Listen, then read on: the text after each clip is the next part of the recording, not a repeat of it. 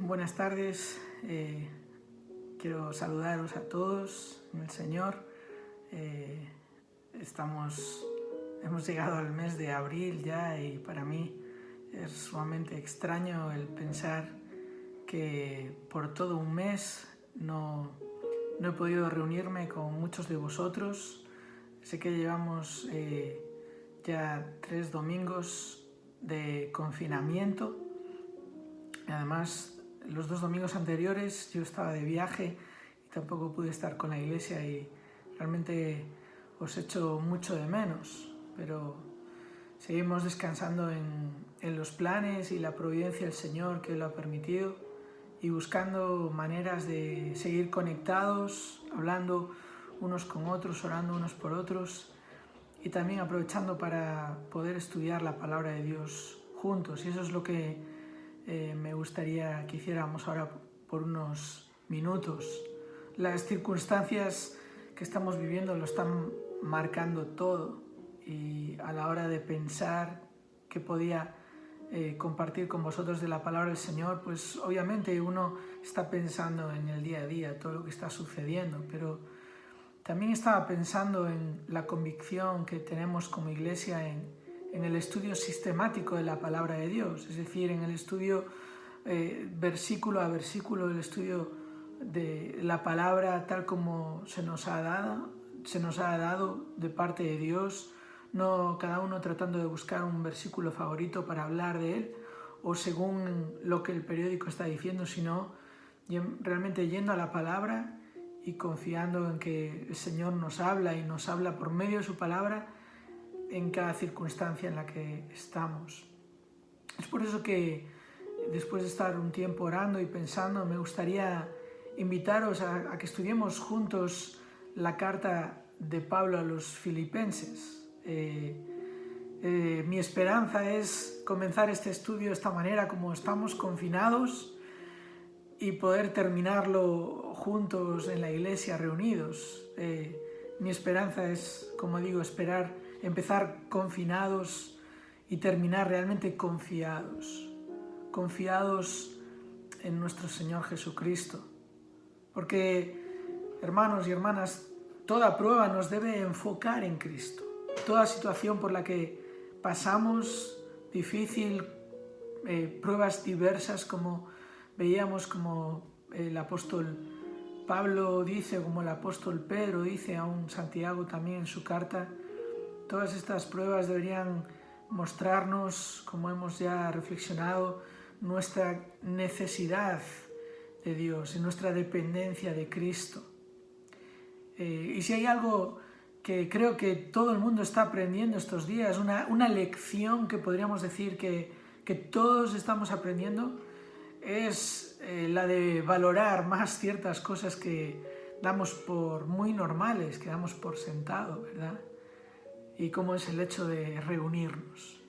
Yo creo que eso es algo que todos estamos valorando ahora más que nunca y a mí me anima porque pienso que cuando llegue ese momento en la voluntad de Dios que volver a reunirnos, que van a ser momentos muy especiales los que vamos a vivir juntos, de mucho gozo. Pero hay una lección que todos necesitamos aprender, o una lección en la que tenemos que estar aprendiendo continuamente, y es el hecho de valorar más a Cristo, Y yo creo que es precisamente lo que esta carta nos va a ayudar a hacer, la lección que vamos a aprender, una carta que escribió un confinado. Pablo estaba confinado cuando escribió esta carta, estaba confinado en Roma, en una cárcel, o como luego vamos a ver que Lucas nos dice al final del libro de los Hechos, estaba confinado en una casa, pero estaba confiado en Cristo. Y esa es la realidad de Pablo al escribir esta carta, y ese es el título que he puesto a este estudio que vamos a estar haciendo juntos en las próximas semanas, el tiempo que el Señor lo permita. El título es Confinados en casa, confiados en Cristo. Confinados en casa, confiados en Cristo. Y me gustaría en este primer vídeo, en este primer estudio que vamos a hacer, dar una introducción a la carta y realmente contestar a una pregunta. Y la pregunta es, ¿por qué estudiar esta carta? ¿Qué es lo que vamos a encontrar en esta carta que va a ser tan beneficioso para nuestra vida? ¿Por qué estudiar la carta que Pablo escribió a un grupo de creyentes en una ciudad que se llamaba Filipos?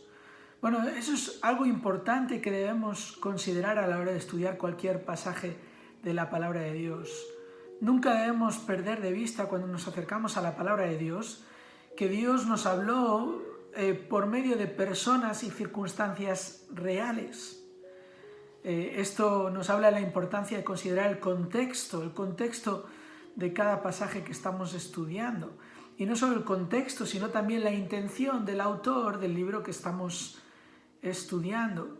Eso es algo fundamental, porque si Dios en su soberanía utilizó las circunstancias de Pablo, como vamos a ver con respecto a esta carta a los filipenses, para escribir cosas específicas a aquellos creyentes, y sabemos que el Espíritu de Dios guió a Pablo a escribir la palabra de Dios, realmente palabra de Dios, cada palabra que está aquí, como dice Pablo en 2 Timoteo capítulo 3, 16, toda la escritura es inspirada por Dios. Si creemos esto, es fundamental entender cuál era la intención de Pablo al escribir esta carta para comprender el significado de lo que aquí se nos dice.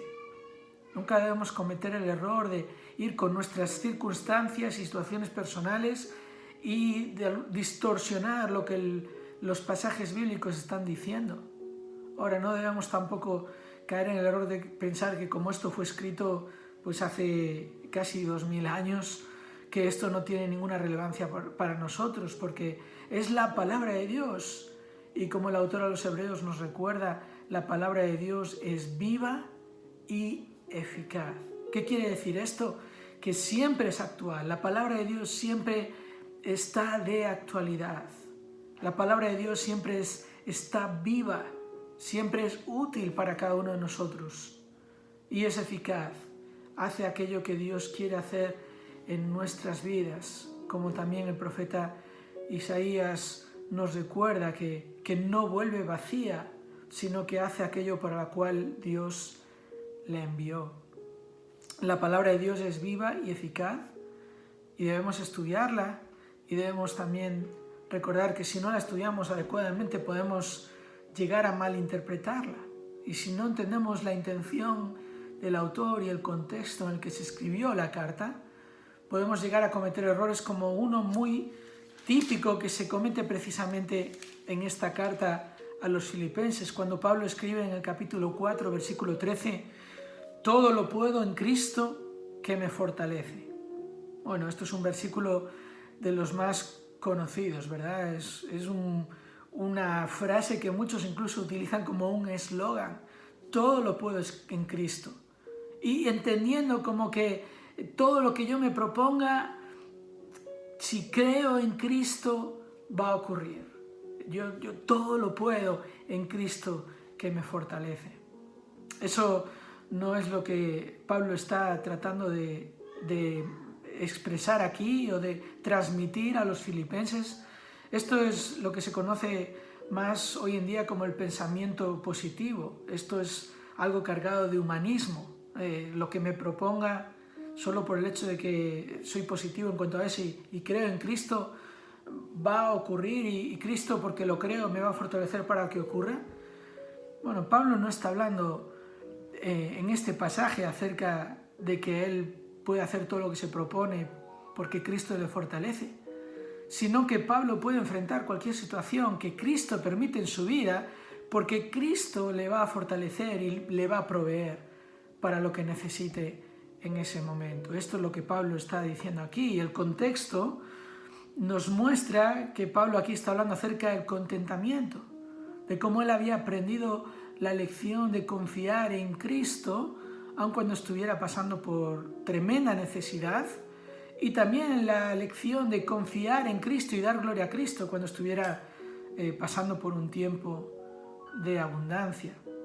Y Pablo además está escribiendo esto a los filipenses porque les quiere enfocar en Cristo para prepararles a ellos para situaciones de dificultad que ellos pudieran afrontar.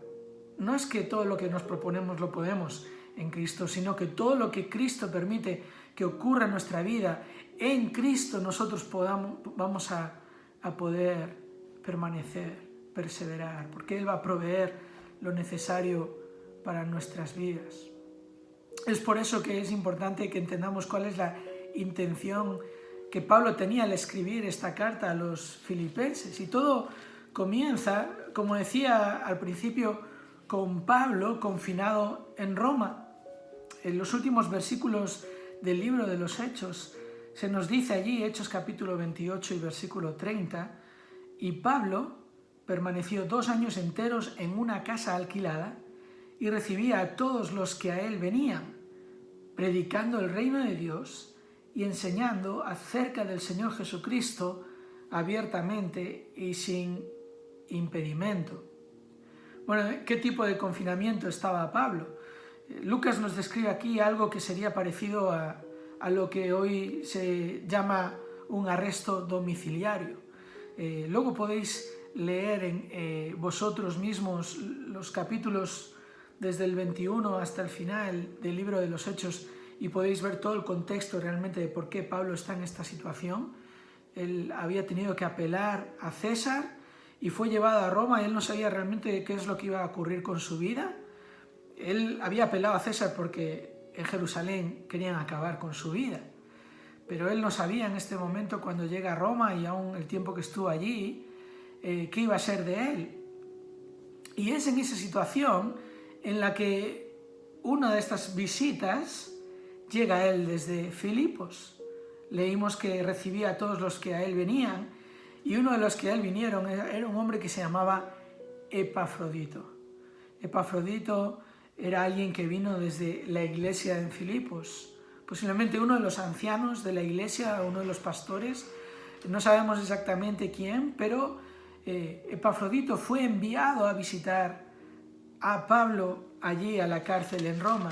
Epafrodito recorrió los más de 1200 kilómetros que hay de distancia entre Filipos y Roma para visitar a Pablo y para llevarle una ofrenda, un donativo que la iglesia en Filipos había levantado para ayudar a Pablo. Así es como posiblemente él podía hacer algo como alquilar una casa, ¿verdad? Porque él no tenía recursos, pero Dios le estaba proveyendo, Dios le estaba ayudando en medio de esa situación. Ahora leemos esto en el capítulo 2 de Filipenses, por ejemplo, si tenéis vuestras Biblias con vosotros, Filipenses capítulo 2, versículo 25. Pablo dice allí: mas tuve por necesario enviaros a Epafrodito, mi hermano y colaborador y compañero de milicia, vuestro mensajero y ministrador de mis necesidades. O sea que Epafrodito había llegado a visitar a Pablo, no sabemos cuánto tiempo estuvo allí, pero hubo un momento que Pablo sintió la necesidad de enviarle de vuelta. ¿Por qué? Versículo 26, porque él tenía gran deseo de veros a todos vosotros y gravemente se angustió porque habíais oído que había enfermado. Pues en verdad estuvo enfermo, a punto de morir, pero Dios tuvo misericordia de él, y no solamente de él, sino también de mí, para que yo no tuviese tristeza sobre tristeza. Así que le envío con mayor solicitud para que al verle de nuevo os gocéis y yo esté con menos tristeza. Recibidle pues en el Señor con todo gozo y tened en estima a los que son como Él, porque por la obra de Cristo estuvo próximo a la muerte, exponiendo su vida para suplir lo que faltaba en vuestro servicio por mí. En estos pasajes vemos un poco más acerca de la situación.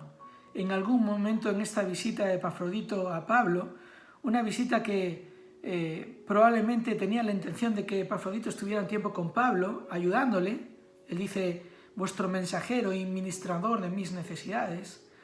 Pero él enfermó y de alguna manera los hermanos en Filipos se enteraron de esta enfermedad y realmente se preocuparon. No es como hoy en día que podemos estar al tanto de la enfermedad de personas que están a miles de kilómetros y saber todo fácilmente.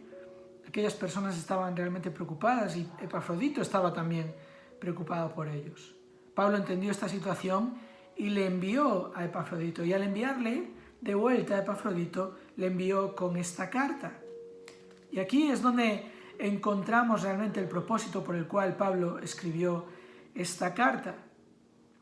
Él describe a Epafrodito en el versículo 25 como mi hermano y colaborador y compañero de milicia, vuestro mensajero y ministrador de mis necesidades. Sabemos por lo que Pablo dice al final de la carta, en el capítulo 4, versículo 18, que él había recibido esta ofrenda de parte de los hermanos de Filipos a través de Epafrodito. Todo lo he recibido y tengo abundancia. Estoy lleno habiendo recibido de Epafrodito lo que enviasteis, olor fragante, sacrificio acepto, agradable a Dios. Así que un motivo obvio por el que Pablo escribe esta carta, un propósito principal es expresarles su gratitud y hacerlo por escrito, expresarles gratitud por este donativo que habían hecho mostrándoles su amor, el donativo que también involucraba la ayuda y la compañía de Epafrodito. Ahora, al leer toda esta carta, sabemos también que otro propósito por el cual Pablo escribe no solo es por agradecer este donativo, sino también es por aprovechar la oportunidad de exponerles a Cristo. Epafrodito había sido también mensajero de los Filipos y seguramente él había podido dar un informe a Pablo de cómo estaba la situación en la iglesia. Y Pablo, guiado por el Espíritu Santo, les escribe para enfocarles en Cristo en medio de las situaciones y circunstancias que están viviendo. Y eso es lo que vemos también en esta carta. Y una cosa más que vemos en esta intención de Pablo al escribir esta preciosa carta es exhortarles a gozarse en el Señor. Varias veces Pablo va a repetir esta idea de que deben gozarse en el Señor, de que Él está gozándose en el Señor aún en medio de su situación. Y esto es realmente importante. Pablo estaba confinado, pero él estaba gozoso en el Señor. Y aquí, en esta actitud de Pablo, en las palabras de Pablo, vamos a encontrar la respuesta a nuestra pregunta. ¿Por qué estudiar esta carta? Bueno, al ver el ejemplo de Pablo en esta carta, hay 3 razones por las que debemos estudiar esta carta. 3 beneficios que vamos a obtener de manera especial, seguramente algunos más, pero 3 de manera especial a la hora de considerar juntos esta carta. Y los vemos en el ejemplo de Pablo, del apóstol Pablo, en su situación de confinamiento, como él estaba confiado en el Señor. Y primero, Pablo es un ejemplo para nosotros que nos ayuda a entender la verdadera felicidad. Pablo en esta carta nos ayuda a entender la verdadera felicidad. ¿Por qué? Porque, hermanos y hermanas, nuestra felicidad no depende de nuestras circunstancias. Nuestra felicidad no depende de la situación en la que estamos. No depende de las circunstancias, y para Pablo esto era muy real. Fijaos conmigo en el capítulo 1, versículo 12, Filipenses capítulo 1, versículo 12, Pablo dice allí: quiero que sepáis, hermanos, que las cosas que me han sucedido, y aquí Pablo se está refiriendo a este encarcelamiento, esta situación de confinamiento en la que él no puede salir de ahí y en la que Dios está obrando para que otros puedan venir a él, para que él pueda seguir sirviendo al Señor y seguir fortaleciéndose en el Señor.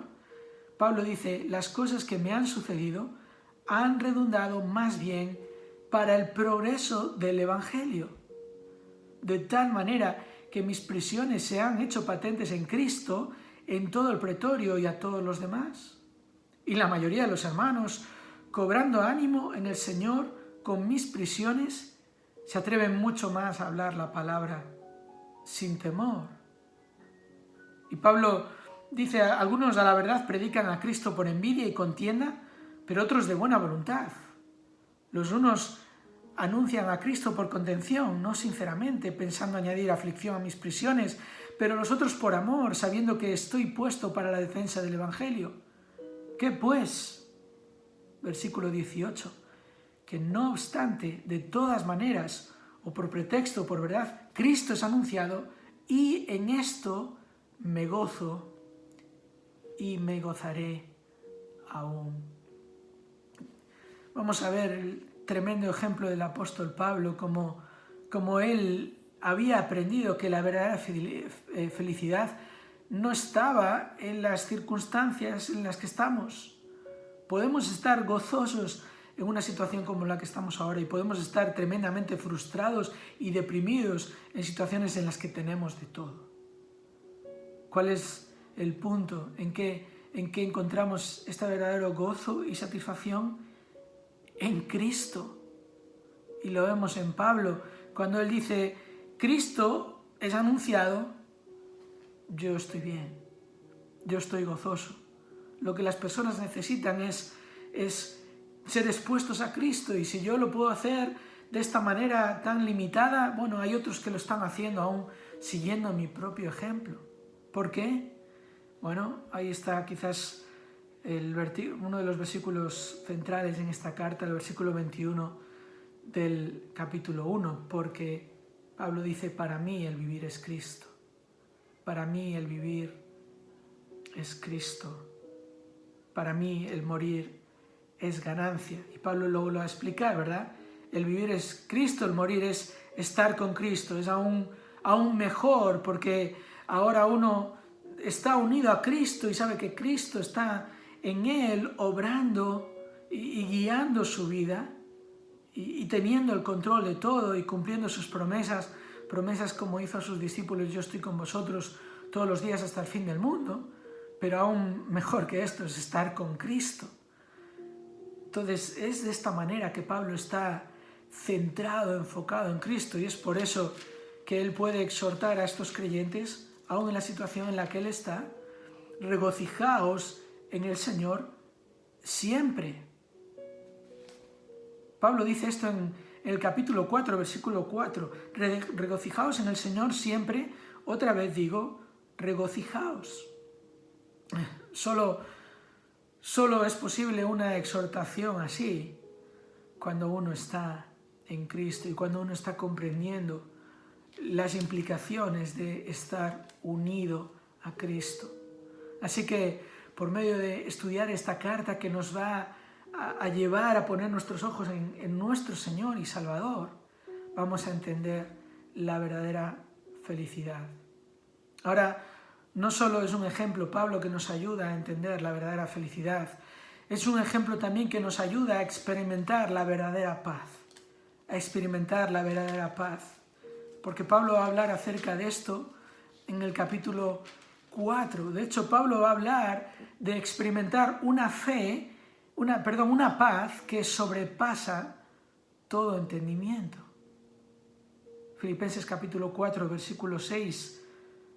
Por nada estéis afanosos, sino sean conocidas vuestras peticiones delante de Dios en toda oración y ruego con acción de gracias. Y la paz de Dios, que sobrepasa todo entendimiento, guardará vuestros corazones y vuestros pensamientos en Cristo Jesús. La verdadera paz que podemos experimentar en Cristo es una paz que sobrepasa todo entendimiento, y lo que Pablo está diciendo ahí es que es una paz que no tiene su origen en el ser humano, ni en la capacidad del ser humano, ni en lo que el ser humano puede lograr y alcanzar. Si nosotros mañana en las noticias somos informados de que se ha encontrado una vacuna y se ha probado una vacuna para el COVID-19 y realmente se demuestra que es una buena vacuna y se empieza a distribuir y llega rápido, sin duda la gente va a sentir paz. va a sentir tranquilidad. Y nosotros también, obviamente. Pero aún así, esto no nos garantiza que no vaya a surgir otro virus el próximo mes o el próximo año, como ya ha ocurrido en la historia. Porque no somos los seres humanos los que controlamos las cosas. Es Cristo Jesús, el Señor de señores, el Rey de reyes. Y solo Él puede dar esa paz que va más allá de lo que el ser humano puede aportar. No es entendida humanamente porque el hombre no la puede proveer, y por eso Jesús también prometió a sus discípulos una paz que el mundo no puede dar. Y esa es la paz que Cristo deja a sus discípulos, y cuando nosotros nos enfocamos en Él y realmente le conocemos, es cuando vamos a experimentar esta paz verdadera. Por medio de un ejercicio espiritual esencial que Pablo mismo describe aquí en el versículo 8, si seguimos leyendo el capítulo 4, dice: por lo demás, hermanos, todo lo que es verdadero, todo lo honesto, todo lo justo, todo lo puro, todo lo amable, todo lo que es de buen nombre, si hay virtud alguna, si algo digno de alabanza, en esto pensad. Lo que aprendisteis y recibisteis y oísteis y visteis en mí, esto haced, y el Dios de paz estará con vosotros. Es así que podemos recibir y experimentar esta paz en nuestra mente y en nuestro corazón, cuando nuestra mente está llena de Cristo y cuando nuestros corazones están centrados en Cristo. Y por eso Pablo no solo es un ejemplo que nos ayuda a entender la verdadera felicidad y un ejemplo que nos ayuda a experimentar la verdadera paz, también Pablo es un ejemplo en esta carta que nos ayuda a enfocar nuestros ojos en Cristo. Enfocar nuestros ojos en Cristo. Cristo, dice Pablo, es nuestro gran modelo para la vida, y por eso en el capítulo 2, versículo 5 va a exhortar a los filipenses: haya en vosotros este sentir que hubo también en Cristo Jesús, esta actitud, esta manera de pensar de Cristo Jesús cuando Él se humilló siendo Dios. Y ahí lo veremos a Cristo como nuestro gran modelo para la vida. También a Cristo como nuestro gran objetivo en la vida. Pablo va a decir en el capítulo 3, versículo 8: y ciertamente aún estimo todas las cosas como pérdida por la excelencia del conocimiento de Cristo Jesús, mi Señor, por amor del cual lo he perdido todo y lo tengo por basura para ganar a Cristo y ser hallado en Él, no teniendo mi propia justicia que es por la ley, sino la que es por la fe de Cristo, la justicia que es de Dios por la fe, a fin de conocerle y el poder de su resurrección y la participación de sus padecimientos, llegando a ser semejante a Él en su muerte, si en alguna manera llegase a la resurrección de entre los muertos. No que lo haya alcanzado ya, dice Pablo, ni que ya sea perfecto, sino que prosigo por ver si logro asir aquello para lo cual fui también asido por Cristo Jesús.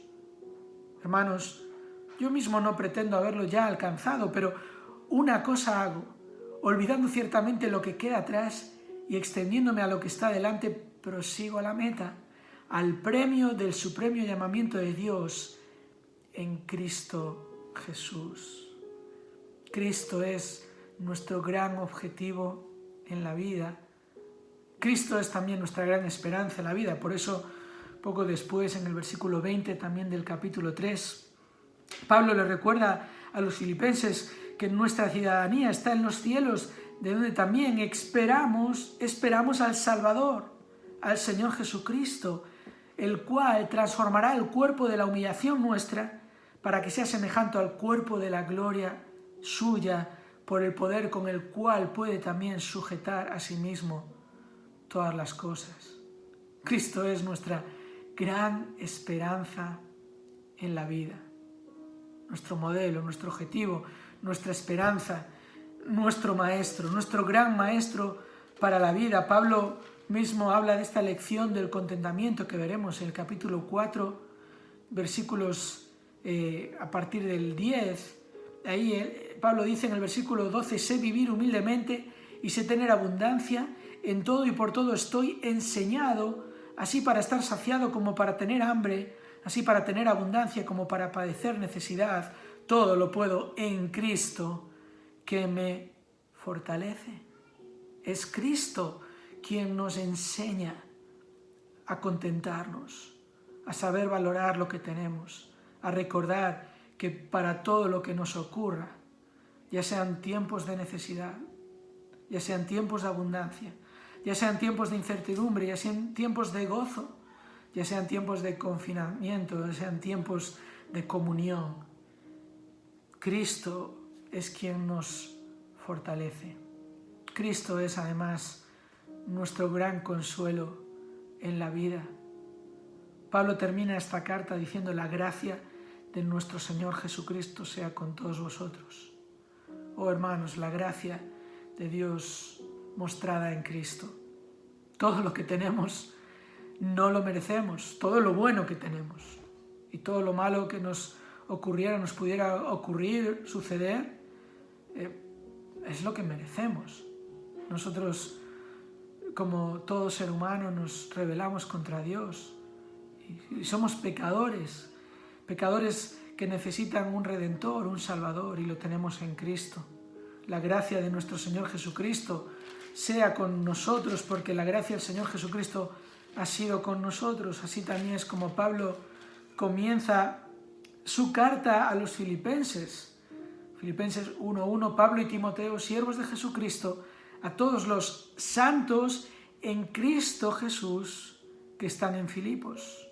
Esto es, a todos los que han sido apartados del pecado por la gracia de Dios para la vida eterna en Cristo Jesús, por medio del sacrificio de Cristo Jesús. Así que desde el primer minuto de nuestra vida espiritual en Cristo y para siempre le tenemos a Él como nuestro ayudador, nuestro fiel compañero, nuestro gran consuelo en la vida. Él es nuestro gran modelo para la vida, Él es nuestro gran objetivo en la vida, nuestra esperanza en la vida, nuestro gran maestro para la vida, el gran consuelo que tenemos en la vida. ¿Por qué? Porque Cristo es nuestra vida. Y eso es lo que Pablo dice, ¿verdad? Para mí, el vivir es Cristo. Hermanos, no deberíamos necesitar unas circunstancias tan difíciles para recordar que nuestra vida es Cristo. Pero el ejemplo de un confinado, el ejemplo de Pablo, nos ayudará a enfocarnos, a reenfocarnos más en Él. Nos ayudará a entender el secreto de la verdadera felicidad, que no está en las situaciones y circunstancias que vivimos, sino está en nuestra unión con Cristo. Experimentaremos también el poder de la verdadera paz, que no está en que nuestras dificultades se queden atrás, sino está en el hecho de pensar en todo lo que tenemos ya en Cristo y cómo Él obra en nuestras vidas. Y cuando salgamos de esta, no habrá sido un tiempo perdido, sino que saldremos para dar testimonio unos a otros del poder de Cristo y el ejemplo de Cristo obrando en nosotros. Por eso quiero dejaros con un par de retos para continuar este estudio que hemos empezado. Primero quisiera invitaros a que cada uno de vosotros leáis esta carta a los Filipenses por lo menos una vez, una lectura completa de la carta, y luego que leáis varias veces los primeros versículos del capítulo 1 hasta el versículo 11, que será donde nos centraremos en nuestro próximo estudio. Que lo leáis varias veces. Si tenéis en casa más de una traducción de la Biblia, si tenéis, por ejemplo, la Reina Valera, el 60, y la Biblia de las Américas, la Nueva Versión Internacional, pues que leáis estos versículos en todas estas traducciones para que sea aún más enriquecedora esta lectura. Otro reto que os quiero lanzar es el reto de tratar de interactuar conmigo en este estudio y por medio de preguntas que podéis ir haciéndome llegar y luego testimonios. Lo que me gustaría hacer es, a medida que vamos avanzando en este estudio, es poder ir respondiendo a preguntas que puedan surgir. Me las podéis hacer llegar a través de correo electrónico, a través de WhatsApp, con llamadas de teléfono, como prefiráis. Y también sería bueno que a medida que vamos estudiando esta carta, que alguno compartáis también vuestro testimonio de cómo el Señor está trabajando en vuestras vidas, cómo Cristo está ayudándoos en medio de esta situación. Y son testimonios que quizás yo también pueda luego compartir con todos a través de estos vídeos, aunque sea de una manera anónima, no necesariamente teniendo que mencionar a nadie, pero creo que esto va a ser también enriquecedor para todos nosotros. Bueno, eso es lo que quiero proponeros, lo que dejo delante de vosotros con este objetivo, que todos lleguemos a confesar que el vivir es Cristo y aún que el morir es ganancia. Por último, al ser hoy miércoles, quiero también invitaros a tener un tiempo de oración en casa, cada uno con vuestros familiares o a solas, como sea posible. Otra vez, usad el boletín que se os envía cada sábado, y si alguno que me está viendo no recibe el boletín, por favor, escribidme, poneros en contacto conmigo para que os envíe el email a donde necesitáis escribir para que se os envíe el boletín. Estos son los temas que tenemos para orar estos días y los días que tenemos por delante. Primero, hermanos, como no, demos gracias al Señor por su provisión y su providencia. El Señor está con nosotros y Él es fiel, y tenemos que comenzar por darle gracias. Luego intercedamos juntos, oremos unos por otros, oremos por los enfermos, de manera especial por aquellos que son más vulnerables. Tenemos ahí la lista en el boletín y otros que podáis añadir, vosotros que sepáis, aun si luego también nos lo queréis comunicar para que lo podamos añadir a la lista de enfermos. También os animo a que oremos por los trabajadores necesarios, algunas personas en nuestra iglesia que tienen que seguir trabajando y por lo tanto eso significa estar más expuestos, y otras personas, familiares de nuestras familias, amigos, hermanos que conocemos de otras iglesias y aún aquellos que no conocemos, y aquellos que están dando tanto, se están esforzando tanto por ayudar en estos tiempos de crisis. También no dejemos de orar por los misioneros. Este mes de abril vamos a estar orando de manera especial por Julio Torres y su esposa Chelo, que sirven al Señor en Marín, como creo que todos sabéis, y también Gustavo Pidal y su esposa Melisa, que sirven al Señor en la iglesia en León. Gustavo es anciano allí, y también en el ministerio del seminario Berea, del cual también soy colaborador. Luego también quiero recordaros que sigamos orando fervientemente por Dani Corral y por sus hijos, por Mateo, por Olimpia, por Marcos, por Alexia.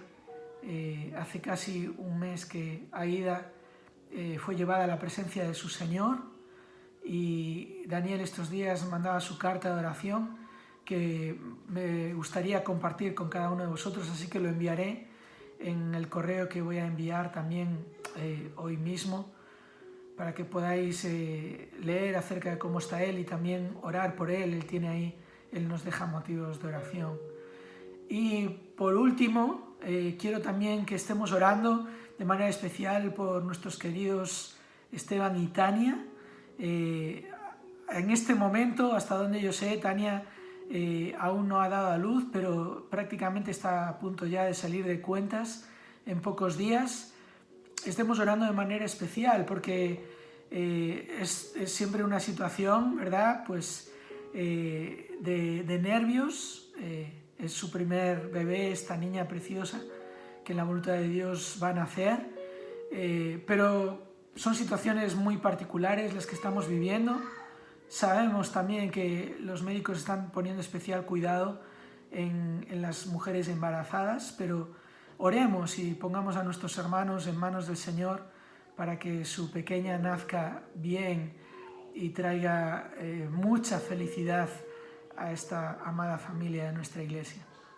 Muy bien, hermanos, pues me despido ya de vosotros, confiando en que este vídeo sea de ánimo y de aliento para cada uno de vosotros. Seguid orando unos por otros, sigamos con nuestros ojos puestos en Cristo, nuestros ojos puestos en Él, aunque todo a nuestro alrededor es preocupante, pero sabemos que Él controla todas las cosas y Él ha prometido estar siempre con nosotros. A Él sea la gloria, hermanos, que el Señor os bendiga.